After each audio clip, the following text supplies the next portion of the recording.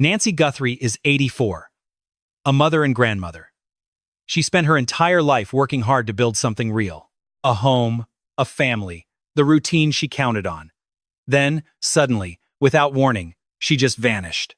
This didn't happen long ago. It's not some cold case buried in old newspapers. Nancy is still missing right now. Her family is still waiting. Those who love her still stare at the phone, hoping someone calls with a new lead. But that call never comes. There are no arrests, no suspects named publicly, and no key evidence has been released. The police investigation remains open. And the questions just keep piling up. For a crime that received so much national media coverage and put Tucson, Arizona on front pages across the country, the silence now is absolutely deafening. That silence demands our attention. And not because it means the search has stopped. Police are still working this case. The FBI remains involved, and a reward is still offered for information that brings answers. However, staying silent in a case like this sometimes hides something very important. It could mean the investigation is heading down an unexpected path. Or maybe the first theories were completely wrong. Maybe those closest to this mystery discovered something still hidden from the public. Today, we will examine this silence. And most importantly, what might actually be hidden behind it. Nancy vanished from her home in the exclusive Catalina foothills of Tucson, Arizona. This isn't just any regular neighborhood. It's an affluent neighborhood. Massive homes, gated properties, and high walls. Absolutely everyone has a home security system. They have security cameras and watchful neighbors who notice instantly if something is off. A place where people feel safe simply because their neighborhood is expensive and heavily guarded. But someone managed to bypass all of that. The evidence left behind was chilling. Blood and a discarded glove with DNA from an unknown man. The home's security cameras were completely disabled before she vanished. That was no accident or random break-in. Someone knew those cameras were there and exactly how to turn them off. Someone knew the home well enough to bypass everything designed to keep Nancy safe. Plus, there's another detail. A camera captured a hooded figure lurking in the area, hiding their face. Someone highly prepared. Think about what this means. It wasn't some passing stranger acting on pure impulse. We're talking about someone who planned, prepared, and knew exactly what they were doing. And they did what was necessary to avoid being recorded. That points to a very specific criminal profile. Yet, months later, there are still no arrests or suspects. The police haven't released any statements about that person. When a kidnapping or disappearance dominates national headlines like Nancy's case, something very specific happens. A theory takes hold. People begin to speculate. And the press focuses entirely in one single direction. And because that narrative grabs all the spotlight, it feels like the only lead actually worth following. This isn't a criticism of anyone. It's just human nature at work. Faced with a complex case, we always seek the most obvious explanation first. We follow the loudest noise and prefer the story that already seems built. We're drawn to striking connections, especially when they involve names we already know. Nancy Guthrie's mysterious case has all those elements. Her family is highly visible in the public eye. Her social circle includes highly influential, wealthy, and prominent individuals.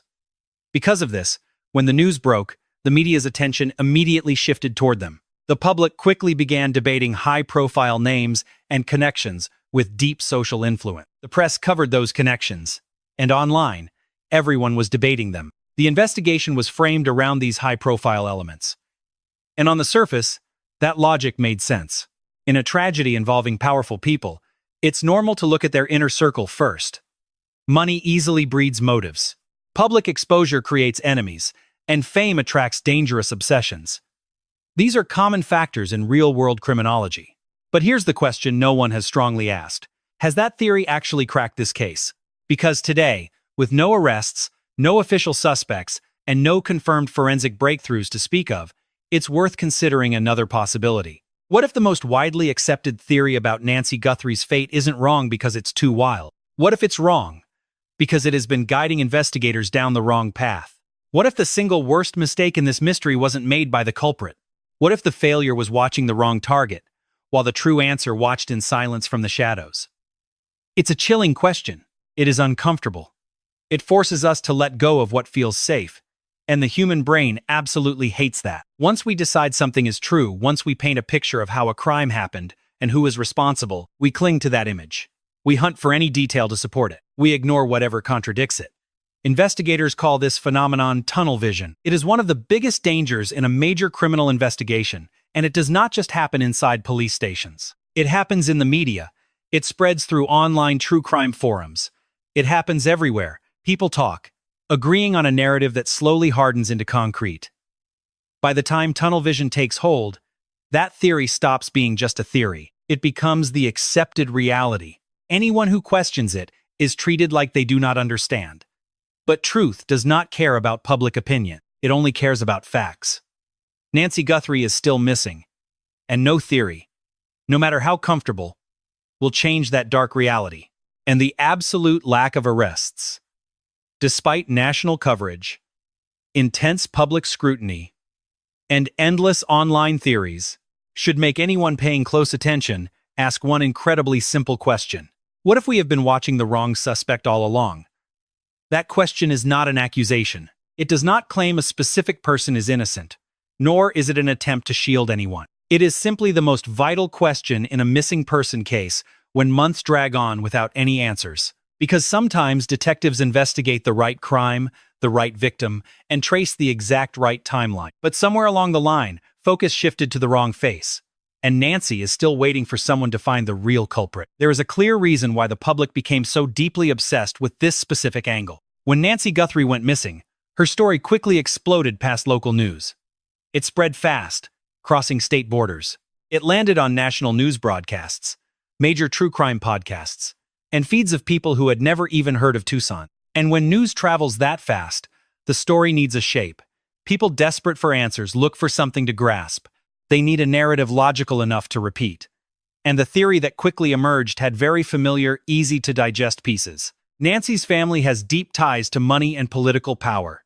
Her son-in-law carries a name with massive influence. The luxury home where she lived was nestled in one of the wealthiest neighborhoods in Tucson. The estate was equipped with security systems, and her inner circle moved in very elite social crowds. The story that caught fire was simple. Something terrible happened here involving wealth, power, and massive influence. Because those details were entirely real, the conspiracy theory built around them felt incredibly solid. It felt like the obvious explanation, the kind of story that makes perfect sense once you connect the dots. And that is exactly what made it so dangerous. Not because those suspects are necessarily innocent, of course, or because family wealth and high-profile connections do not matter in a criminal investigation. Those factors absolutely matter. The motive is real. The proximity is real. The access is real. Detectives always look first at the victim's inner circle. They have good reason to statistics back them up. Decades of experience prove it. The vast majority of crimes against the elderly involve someone from their own home. But there is a massive difference between thoroughly vetting a suspect and letting a single theory blind you. There is a world of difference between following actual evidence and chasing the noise. The media followed the noise in this case, and that is not a harsh judgment. It is just how modern media works.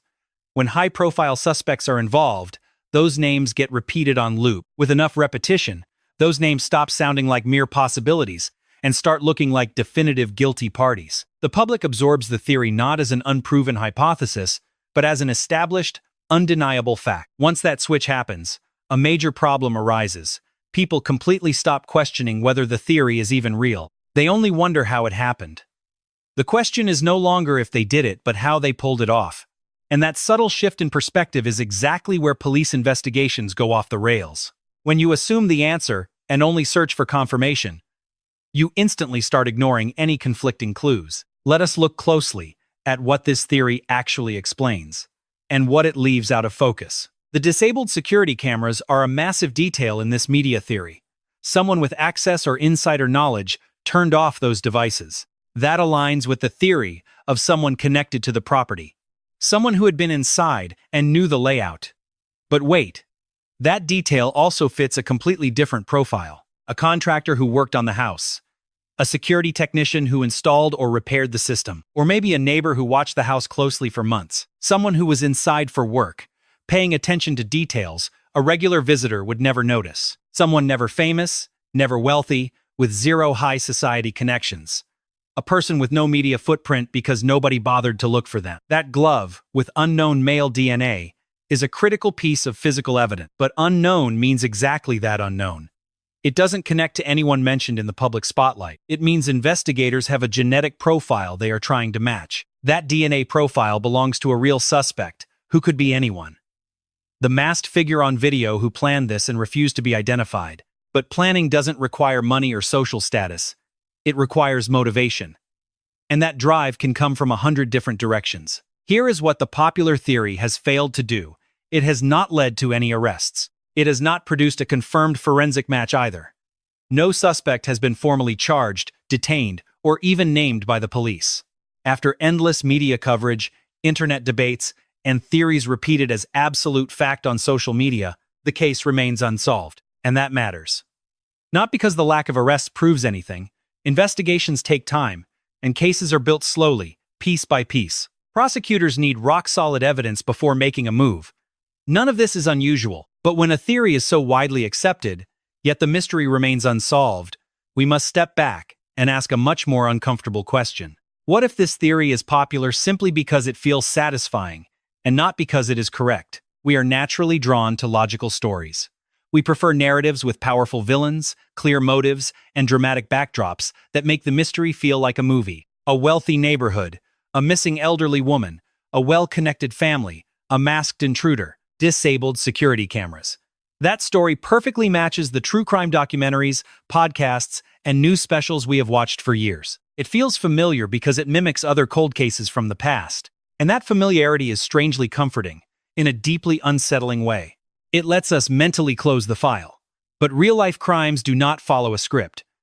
Sometimes, the killer is not some powerful figure. Sometimes the motive is deeply personal, completely hidden from the outside world. Sometimes the perpetrator is a nobody, someone with no public record and zero connection to anyone famous, someone whose face has never appeared in the headlines.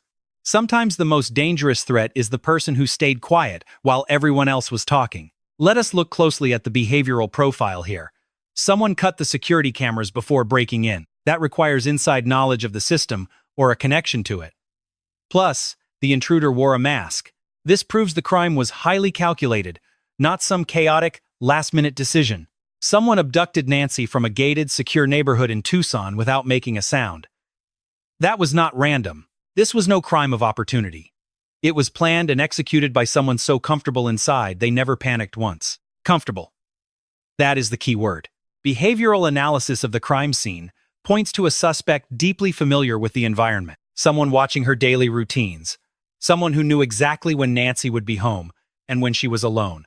Someone who mapped out the security cameras specifically to find the blind spots. That level of familiarity does not require high-profile connections or a famous name. It just takes time, access, and observation.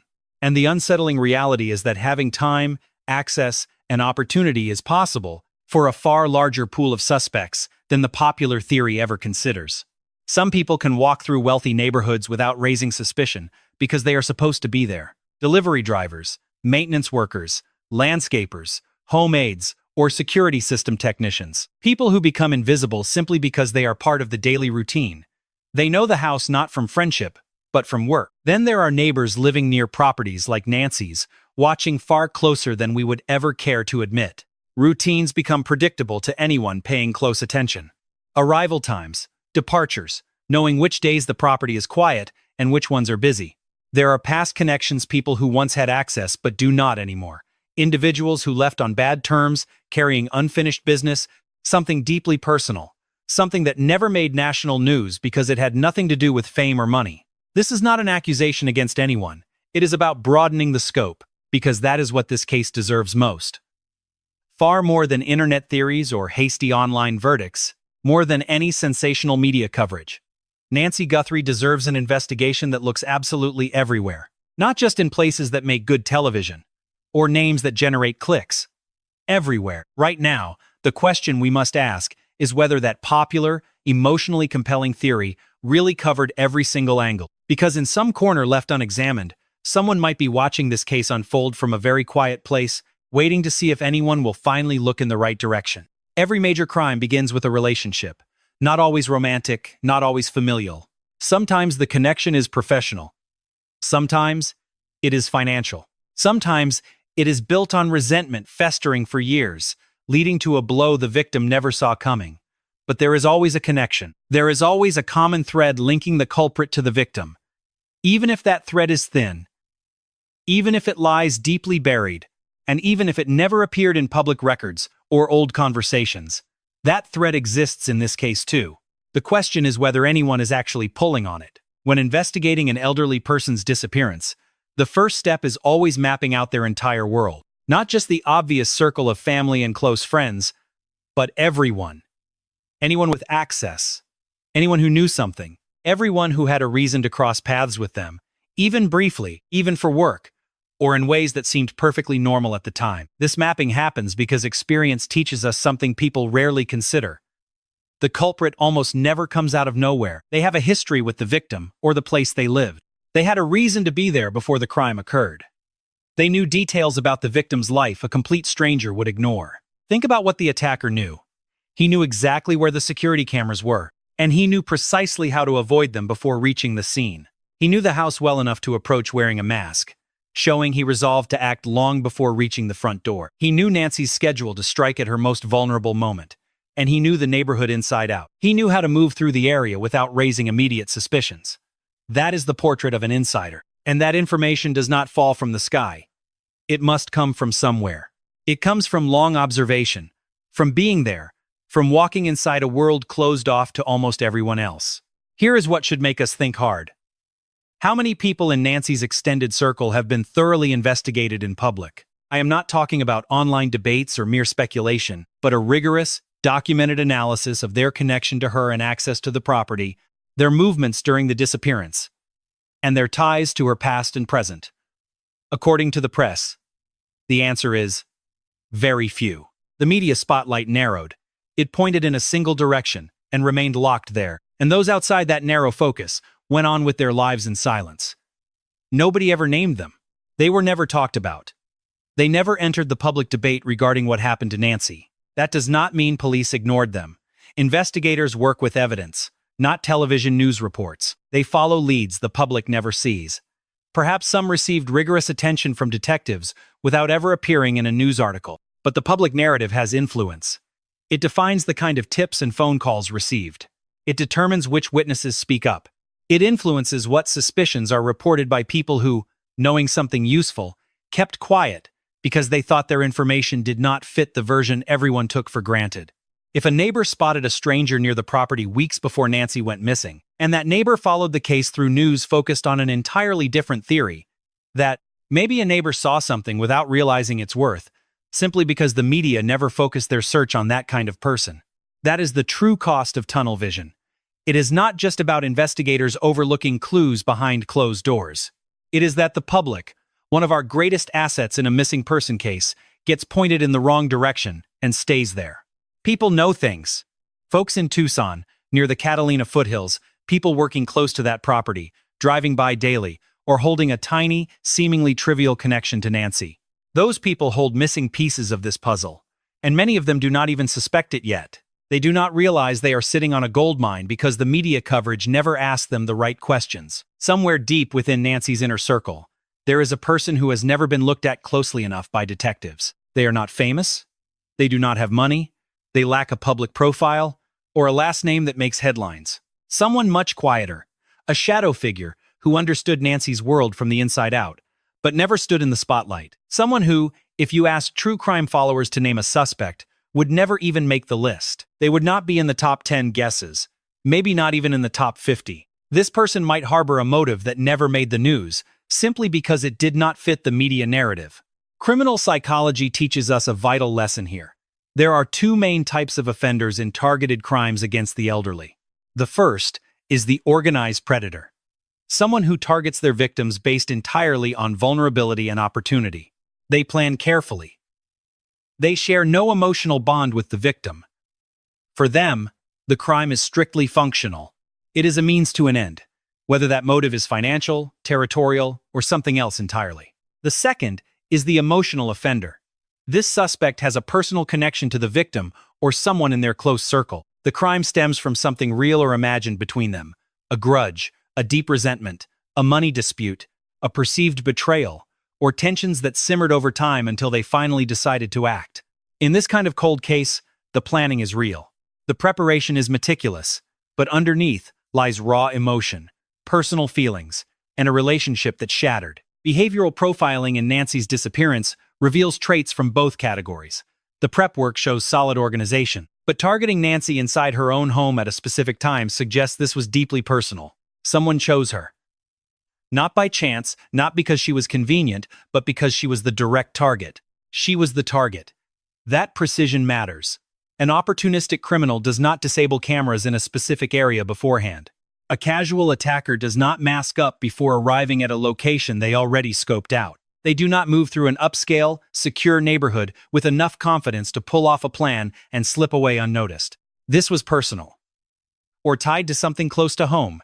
Even if the perpetrator had no direct emotional connection, she might have been targeted because of her close connections, rather than who she was. Or maybe someone close to her exposed her to a dangerous individual, whether on purpose or completely by accident. That second possibility opens a door that the public has always been too uncomfortable to walk through. What if Nancy's abductor is not an acquaintance, but someone connected to a person she trusted completely? What if the common thread does not lead straight to Nancy, but is one step removed, through a relationship that nobody deems relevant?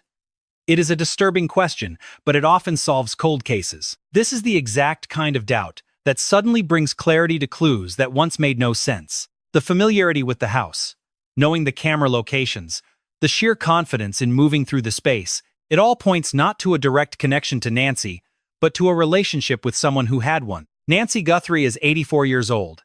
She built a quiet life in Tucson, filled with routines and a safe home. And somewhere in the corners of that life, there is a connection that has never been deeply scrutinized.